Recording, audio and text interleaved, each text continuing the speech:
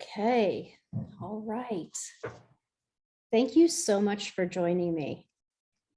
That seemed like a whirlwind last session. So thank you so much for joining me. I'm going to go ahead and open up my chat box too, because this session, unlike the last one, is going to be highly engaging and interactive. So I can't wait to see what it is that we're going to create together in our next 45 minutes. So if you missed my last session, my name is Dr. Ellen Beattie, and this is The Mind's Design, a deeper dive. So when we were doing the training sessions, we kept coming back to this idea that so many of these concepts are so critically important to our adult learners. And there was no possible way that we could cover each and every one of them in great depth in the 45 minutes. So hence, here we are. So much of this session is going to be about creating those same conditions of adult learning, right? So this aim that I have for us today is to explore optimized adult learning in greater depth, and for me to really share these actionable classroom strategies and resources that can help you tomorrow in your classroom. So we are going to cover motivation, discipline, and habits. We are going to look at a deeper dive of attention, and we're going to look at resiliency through stress management. Now, like I said, this will also not be exhaustive because each and every one of these components could be its own session. But I think that my goal will be met if it encourages you to look a little bit further into one of these topics. So I'm going to offer some strategies, some books to read, and perhaps some websites to explore. And all of those things can support your way of creating conditions for your adult learners to be the best that they can be. So we are first going to talk about motivation, discipline, and habits. And so I mentioned in the first session about the myth of motivation, right? The myth of motivation is that motivation leads us to success. But the trap is that they're going to wait until they're motivated to actually take action.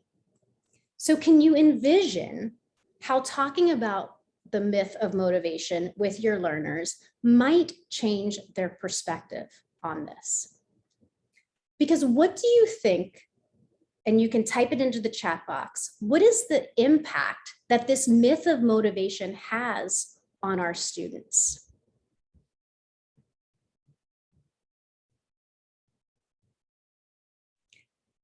And perhaps as you're typing into the chat box, the impact that the myth of motivation has on your students, I'm going to offer you the first resource, a book on the motivation trap. Now, the motivation trap is written from a more leadership perspective, but it has some applicable lessons that we can use with our students. Yes, Elizabeth, I'm just lazy, I can't do it, right?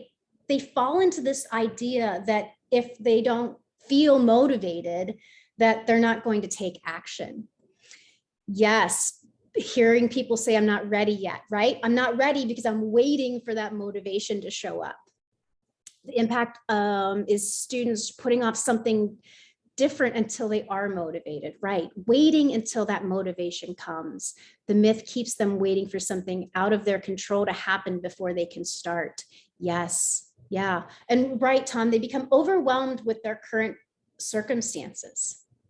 So here's a couple of ways that I talk about the myth of motivation and some strategies that I try to encourage my learners to adopt.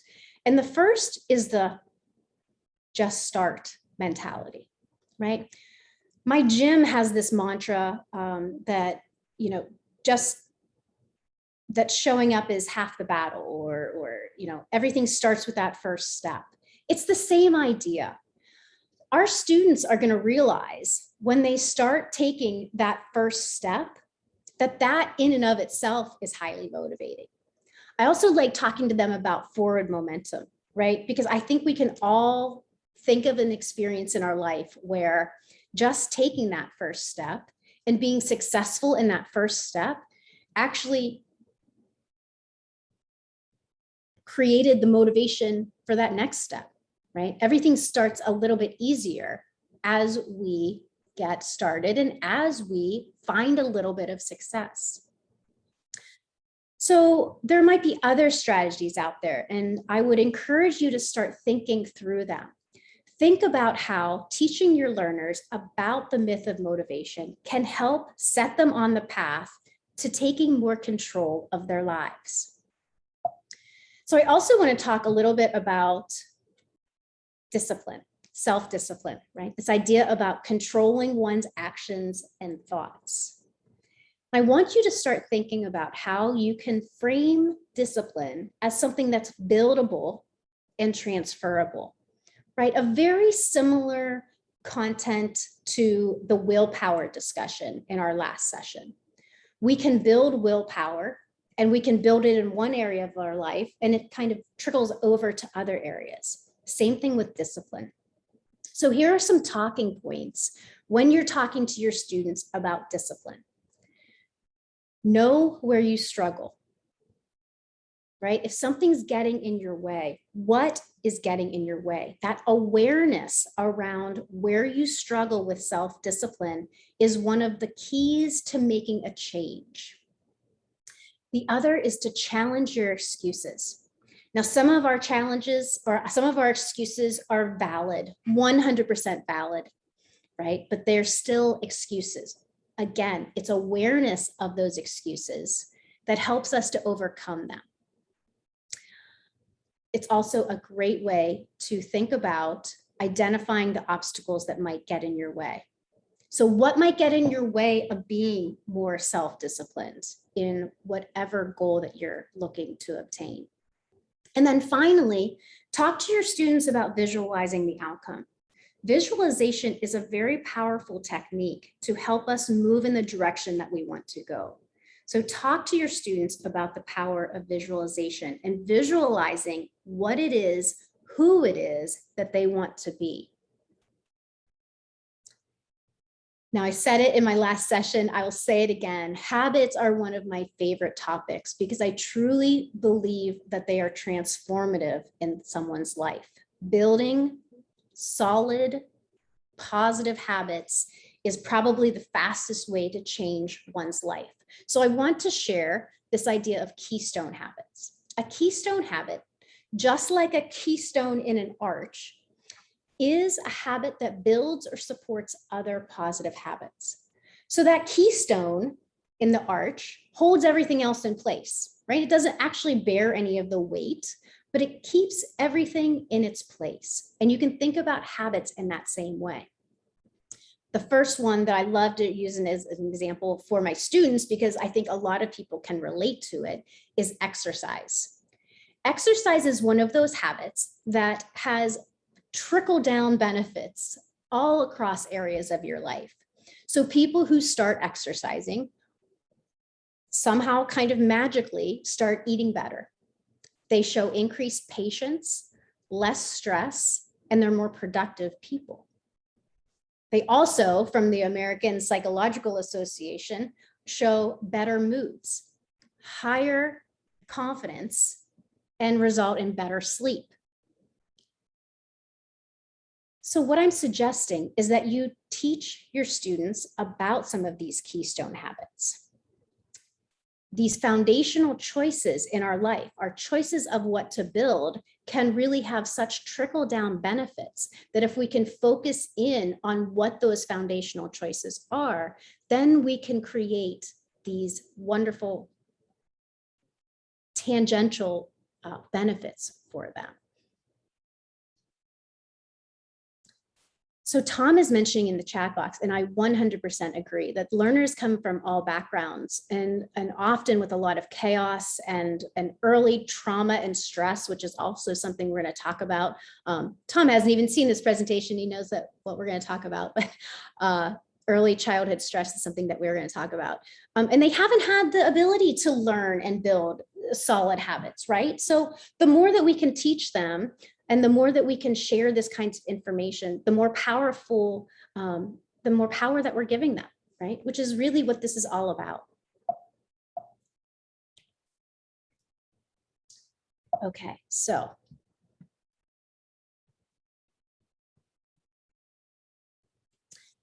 I shared the habit change roadmap in our last session.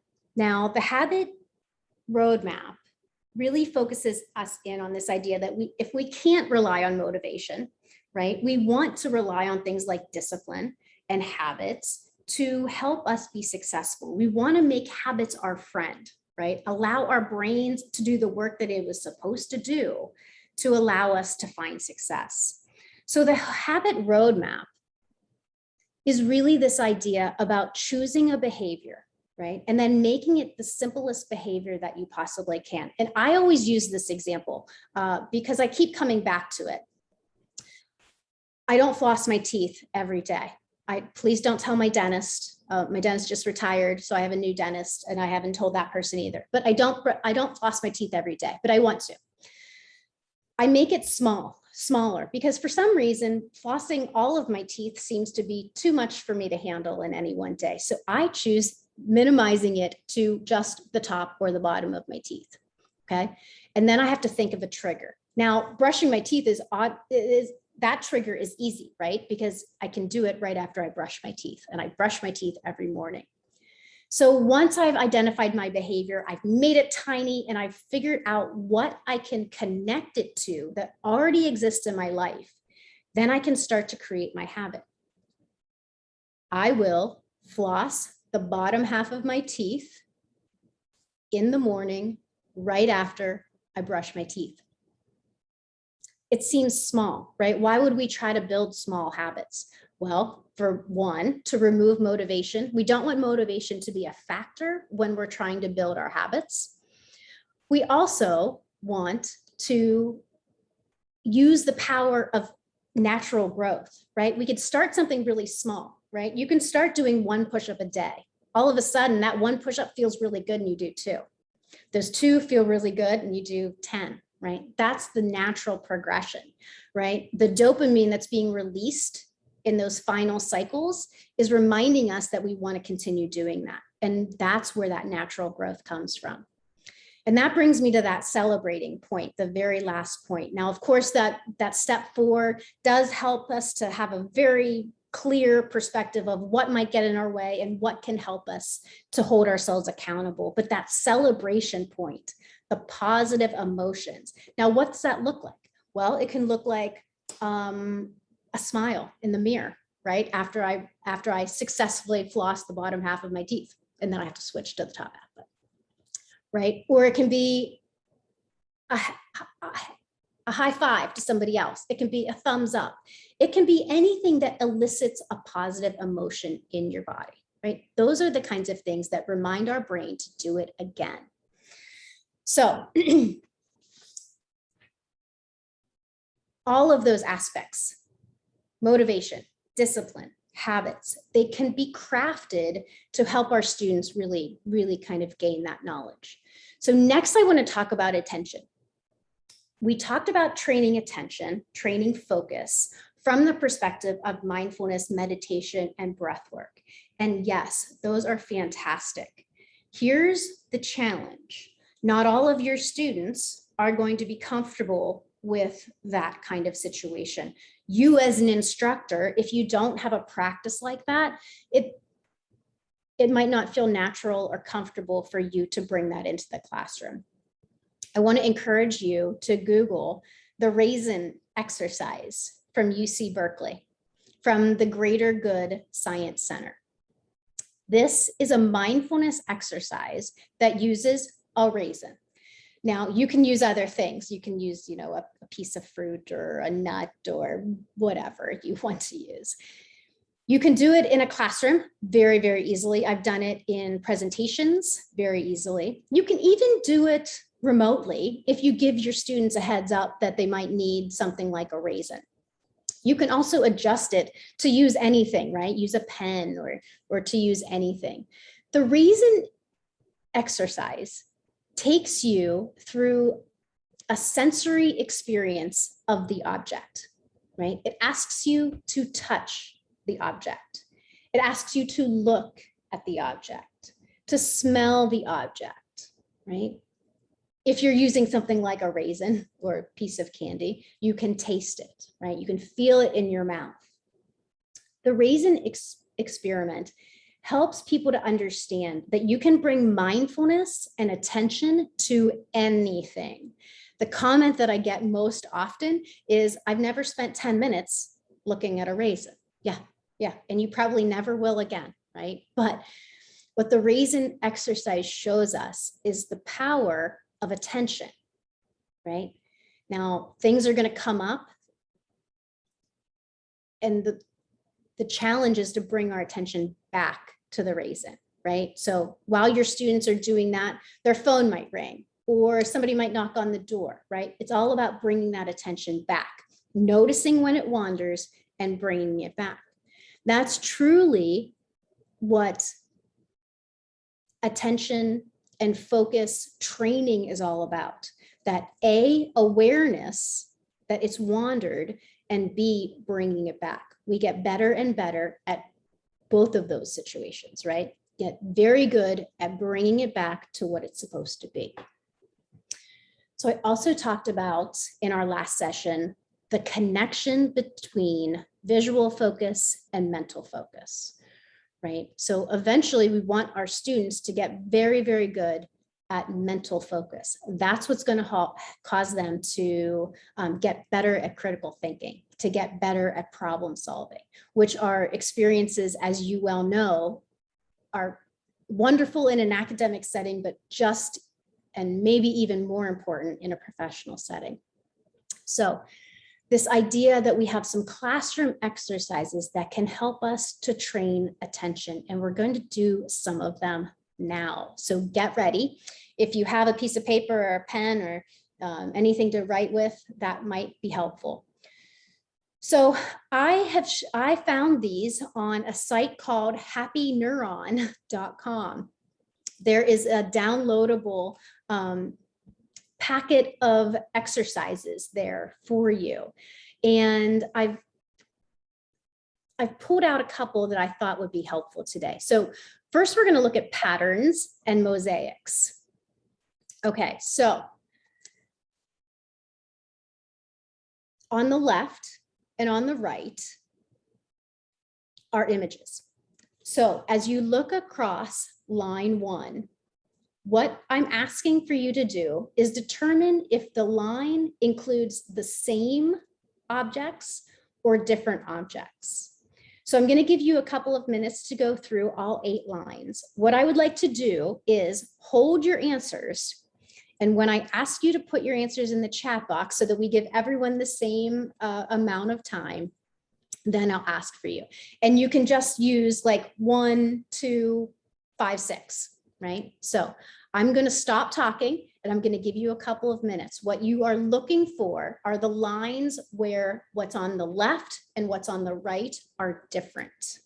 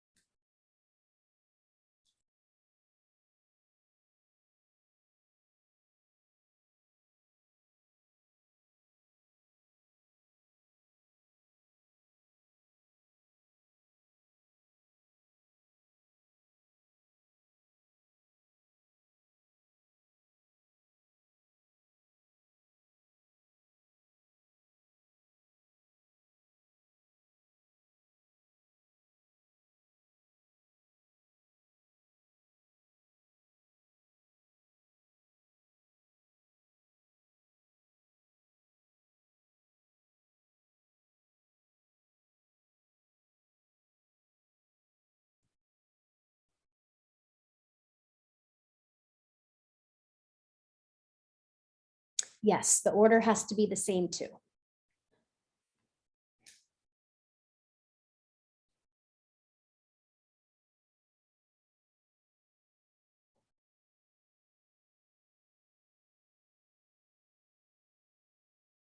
Okay, so let's start popping your answers into the chat box.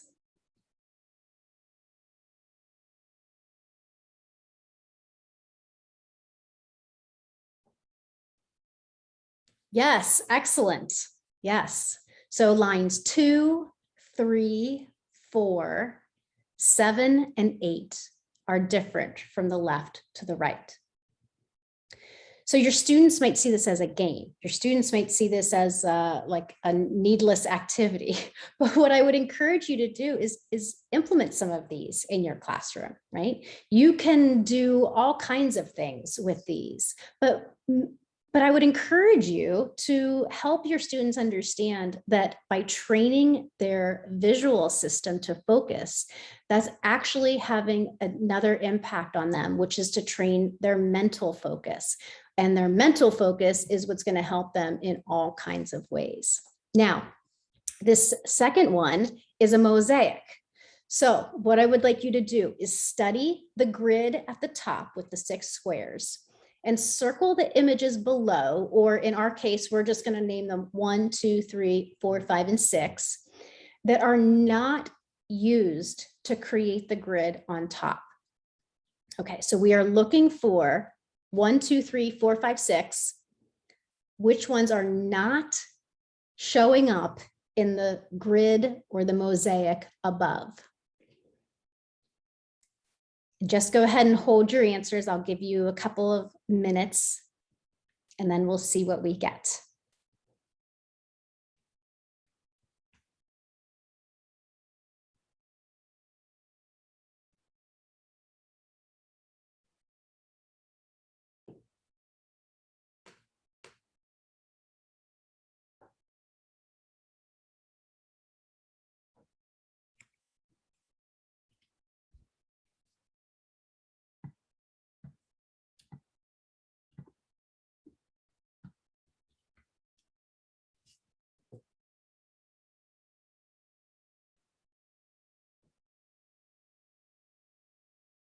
No, Danielle, you can't flip them. Just use them as they are. Good question though.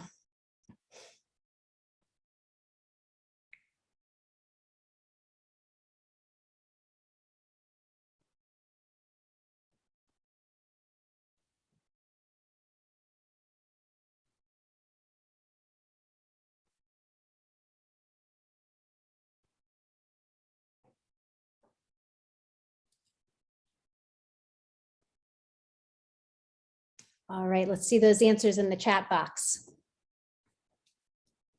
Yes, not used. Very good. Number 1 and number 2, not used. Very good. You guys are excellent at this. All right, so here's what I want to show you. We're not going to do this one, right? This is another mosaic, but why I'm showing it to you is that the resource that I shared, happyneuron.com, and all kinds of other resources that you can find are on a wide scale, right? So you can choose the very easy ones. You can choose the ones that progressively get more difficult. Choose the one that's right for your learner. But there's so many great examples out here that as we train our attention, our concentration, our focus, that is really game-like in many ways, but really has some really solid research behind them. Okay, all right, here's our last one of these, right? This is an image. Okay, it's kind of like a Where's Waldo kind of idea. So what I'm going to do is I'm going to give you 1.5 minutes to stare at this image. And then I'm going to ask you how many? 6 questions. 6 questions about this image. So I'm going to be quiet. I'm going to start our countdown and I'm going to give you 90 seconds to explore this image.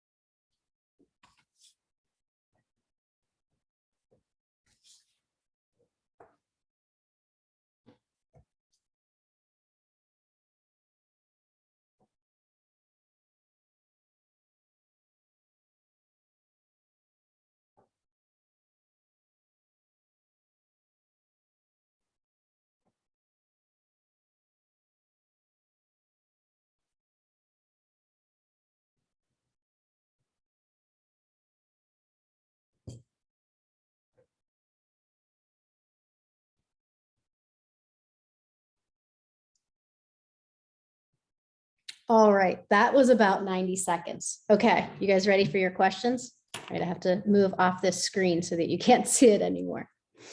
Okay, question number 1. You can either write down your answer or you can type it into the chat box if you're brave. We'll see who the brave ones are. Question number 1, how many people are in the pool?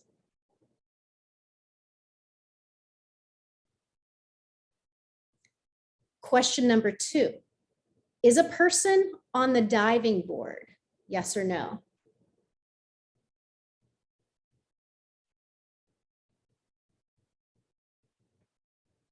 Question number 3, what color is the swimsuit of the blonde person in the front of the image?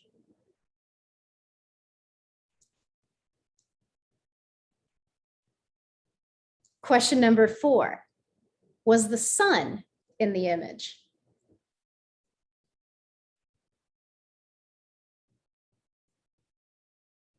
Question number 5, what animal is the boy's floaty?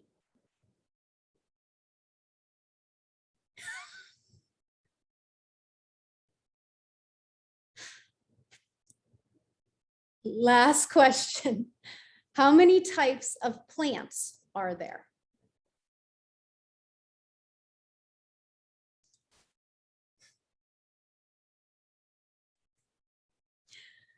All right, love it, love it. Love the interaction in there. Okay, let's go back to the image. Okay, how many people are in the pool? 4. Lots of you got that. I was impressed. You had a very strong start. Is a person on the diving board? No, right? They're jumping from the diving board. I feel like that's like a little bit tricky. What color is the swimsuit of the blonde person in the front of the image? Purple. A lot of you got that. That's great. Yes. Right. You had to not only remember that there were 2 people and that one was blonde and that their bathing suits were different colors. Question number 4, was the sun in the image? Yes. Tons of you got that right too. Question number 5, what animal is the boy's floaty? I really had to look at that like really hard to see that, right? It's like, what is that? It's like, you know, because ducks don't actually have like, you know, colors like that. But yes, a duck is the correct answer. And then this one always throws me too. How many types of plants are there? The correct answer is 4. Right? You can see there's 2 in the background, like the palm tree and that like weird thing going up. And then there's 2 that are like on the deck of the pool. So yeah, so these are the kinds of things that seem fun, right? They increase engagement, they increase activity, right? Going back to those ideas of, you know, how in the world, if we aren't in charge of their learning, how can we guide and encourage them to be active and engaged participants? Well, things like this can really go a long way, right? So I hope you enjoyed those. Okay. All right. I had to keep my answers up to make sure that I knew them too. All right. So, all right. What is the blonde person eating? What is the blonde person eating? Yeah. Hard to say, right? Oh, or is that their other arm? I think maybe that's their other arm. Yeah. Yeah. She's putting lotion on her arm. Yes. Love it. Excellent. Good. All right. So all kinds of these, right? And if you can't find them, you can make them up, right? That's part of the fun of all of this. Okay. We are going to roll into our last section talking about resiliency. What a great topic, right? Our adult learners could really benefit from understanding and building resiliency, but which of us couldn't, right? Life gets in the way, challenges come up, right? We could all stand to find ways to build our own resiliency. So first, I want to talk to you about some genetic factors of resiliency because there's some really interesting research out there.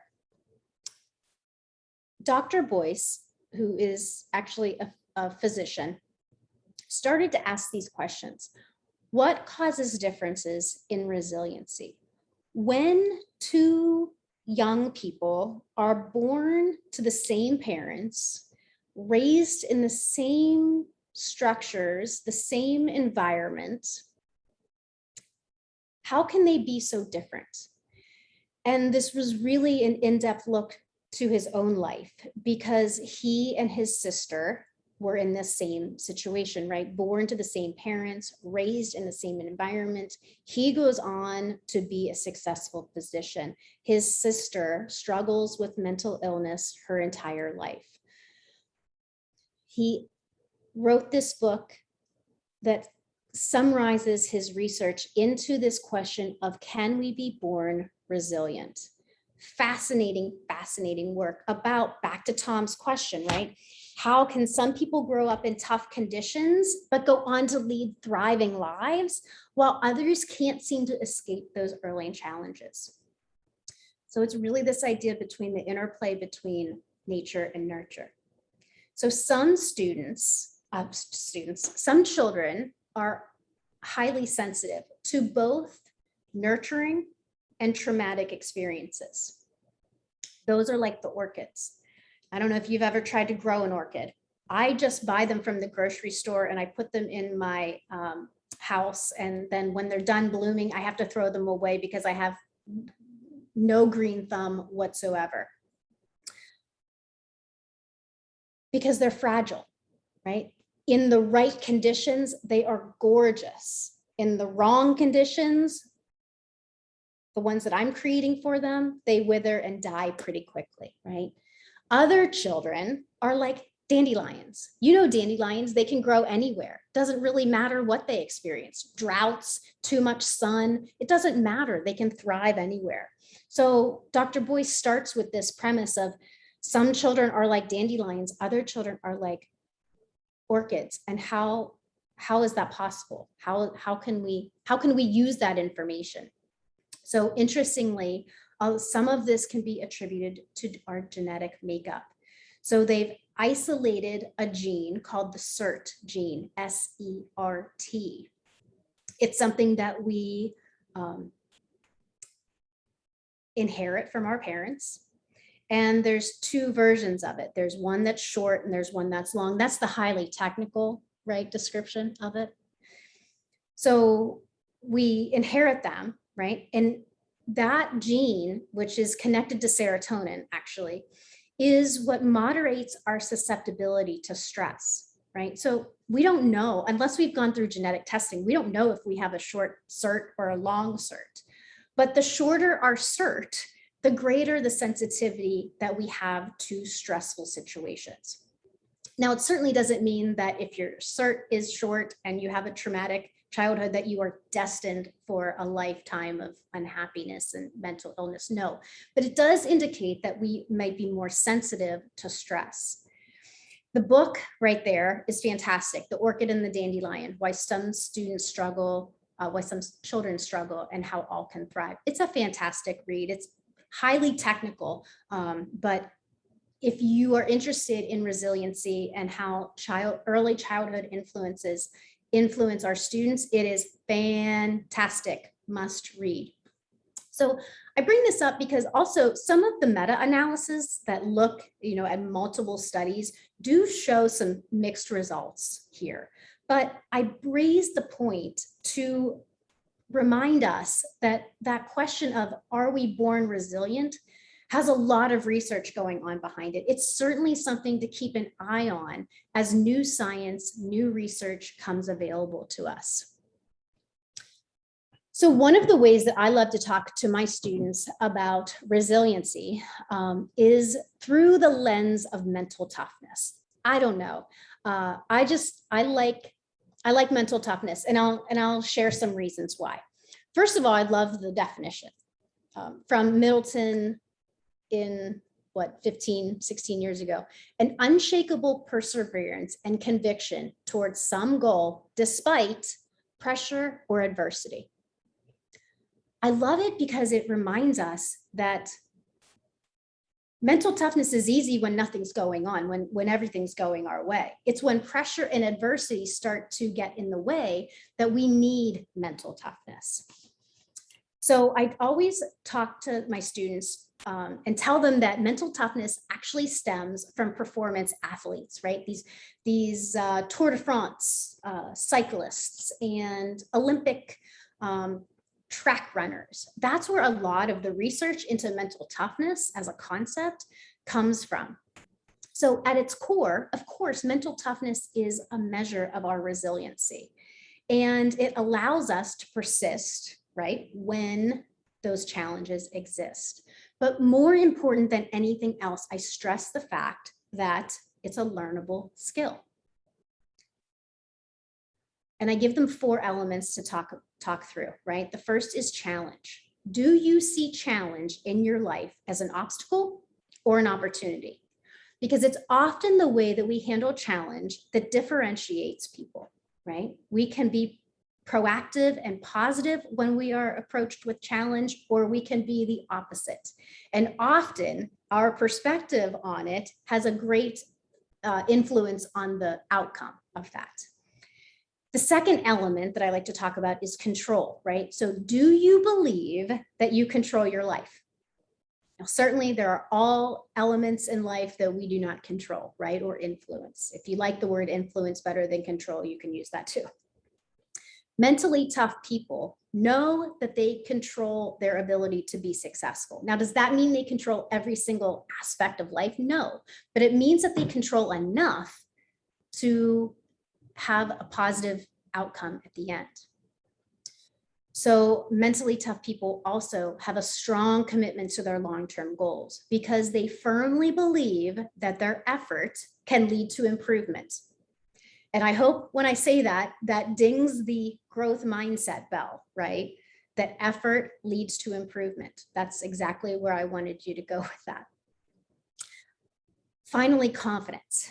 So mentally tough people are confident people because they believe that they have some influence over their lives. That naturally is a circular element to confidence. So I also give them, oh, wait, I give them, I thought I zoomed into that, but apparently not. 3 habits of mentally tough people, right? So if you're trying to be a more mentally tough person, I give you these 3 habits to try. First, get out of your comfort zone. Mentally tough people not only navigate adversity well, they thrive on it. Number 2, embrace change. Be flexible and adaptable. Why? Because life is always changing. And the third one, engage in physical and mental wellness. Exercise is a powerful tool to build mental toughness, right? Just like that keystone habit, back to referencing exercise. But it's because when we're exercising or when we are putting forth some physical effort, we can start to see results very quickly. So taking care of ourselves in a physical or a mental way is just another way to build mental toughness because it reminds us that effort leads to improvement, but it also speaks to the idea that if we aren't feeling well, it is really hard to overcome the challenges that we face in life. I think we can all relate to that. Okay, so we talked about breathing, right? I feel that breathing and our ability to bring calm into our life is really essential to this whole idea, right? So you might have heard about the 4-7-8 breath. Dr. Wheel actually made this one famous. I would encourage you to use some breathing techniques in your class, right? Or start here, right? Start with yourself. I'm a huge proponent of making sure that we as instructors and as program administrators and staff are employing these tools in our own life so that we can give them to our students. The 4-7-8 breath is an inhale for 4, a hold for 7, and an exhale for 8. That long extended exhale is really the key to the whole thing. It's longer, doubly as long as that inhale. Also, box breathing can be really effective, right? So box breathing is an inhale for 4, hold for 4, exhale for 4, hold for another 4. But these breathing techniques can be really powerful to not only bring calm, but to regulate emotion, right? So many of our students sometimes have challenges regulating emotion, and then that has all kinds of trickle down negative effects in their life. But that's the way that we can help them, by giving them tools, right? It's all about giving them tools to help them relate. Okay, so you've seen this before. I used this in my keynote presentation, but I love it so much I brought it back, right? I think you can do your students a huge service by talking to them about resiliency, right? So we can't change a lot of those bottom-up factors, right? We can't change our hormones or our genes, definitely, or our immune system, directly, but we can influence the way that we feel through our nutrition, our exercise, and our sleep schedules. So encourage your students to control the things that they can control. And also, like I mentioned, that outside in influences, that social support, the environments that they're in. Oftentimes, students realize that they need to find some new environments of people who are positive and people who can support them on their way to their goals, right? That's a big part of resiliency. And then finally, the top-down processes, right? Our thoughts, our emotions. I really do feel that some of these topics that we've covered today, right? Honing in their attention and their focus, helping them to understand that they are capable human beings, available to learn, able to learn. I think those ideas can really go a long way as we help them to build their own resiliency. So I saw some really great questions. And the first one was about ESL learners, low-level ESL learners. That's a fantastic question and not one that I'm going to have an answer to. I'm trying to scroll back and find it. Where? You guys had so many fantastic answers, such great participation that it's really far back here. But the question was basically like, how can we talk to our low-level ESL learners about what it is that we're doing? And I will be 100% transparent with you that I'm not the best person to answer that question because I have limited experience with ESL learners. But what I will say is that concepts like focus and attention are universal. So I would get together with the people in your program and talk about, if we were going to start implementing some of these things, how can we use our collective expertise to come up with ways to explain it to the students? That would be my suggestion. And Tom's mentioning, as an orchid grower, you can tell me that individual orchids may not thrive, but also take a long time to die. Yes, the ones that I buy from the grocery store they look great for quite a while. And then as soon as they start to take a dive, I got to get rid of them. All right. Teresa asks about how teachers can address the perception of control when we also know that so many of our students feel that they don't have much choice. We need to be able to culturally and socially sensitive in this implementation. Absolutely. All of these things, our adult learners bring all kinds of different things to our classroom, and you know your students best. You know which of these practices will be helpful and which could potentially be harmful to them. So if using the concept of control in that mental toughness conversation is not for your learners, I would just suggest that you leave it out. But I do think that we can start helping our students understand the things that they do control in their life and then growing from those. Because I think that control is a really, and you can use the word influence. I think that sometimes the word control can have some challenges there, but influence would be another way. All right. Oh, Marisa, thank you for doing that question again. Now that I can't, I wish I could have seen it. Okay, and Danielle mentions you were on happyneuron.com, but you can't find the packet of exercises. You actually have to give them your email address, and then you're able to download it. So that might be the issue. All right. Well, everyone, thank you so much for joining me again for a deeper dive into some of these topics. I really do encourage you to connect with me. There's nothing I love more than adult literacy and how we can find ways to collectively serve our students better. I don't claim to have all the answers, but I do want to make sure that we're making sure that we use everything that is available to really create a new path for success for our students. If the old one hasn't been working, then I encourage us to be innovative and find new ways to do that. So reach out, find me. I would love to have conversations about each and every one of these topics. All right. So thank you so much. I appreciate your time, and I can't wait to read through all of your comments in the chat box that I didn't get to. Thank you.